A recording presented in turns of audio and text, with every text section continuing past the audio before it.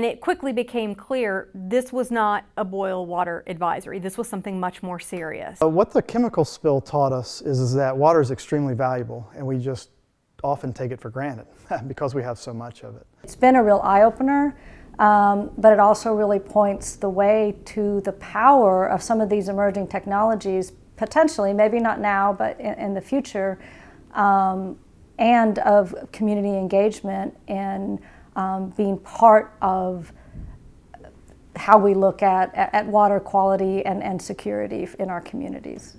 What happens here, where we get a lot of rainfall, we take water for granted. We're rarely under water stress in terms of water quantity stress. We just have so much water, and that water has a dilution value to it, so it dilutes our pollution. But what we saw from that chemical spill is that when we don't have water, it creates a serious, serious situation, and not one that's just, oh, environmentalists care about it.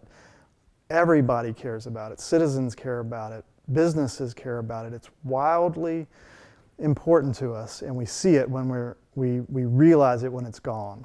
Our staff, our reporters, their families, many of them, I think nearly all of them, they lived in apartments and in homes where they didn't have water either. So this was a story that they were covering, but they were also experiencing firsthand. And that was really important because I think it added an additional sense of urgency to the way the story was reported. Not just in our newsroom, but in all of the newsrooms in the Kanawha Valley and the 9 affected counties. For me, the project was a Pandora's box, actually, of aha moments, and not really just about what the sensor data told us, but about the implications for journalism and being able to collect data in alternative ways and not rely on other data sources, official data sources or interest group data sources.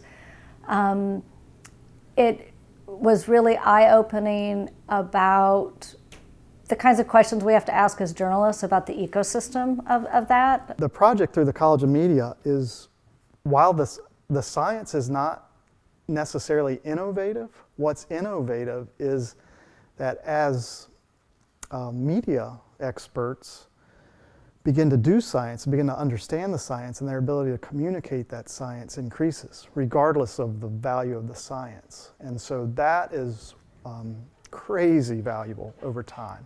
And as a scientist, something I'm extremely excited about. Sensor journalism is absolutely here to stay. And the reason that is because it's actually part of this other ecosystem, which is called the Internet of Things, and some people call it the Internet of Everything.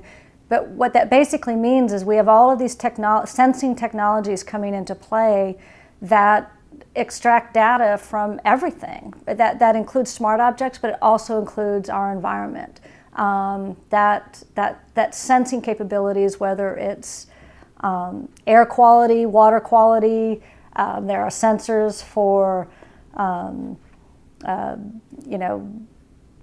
babies to prevent SIDS. I mean, we're looking at ways of sensing everything, and so that capability is coming into play where data can be extracted from almost anything. I think people need to advocate for their community and for safety in their community, no matter what it is.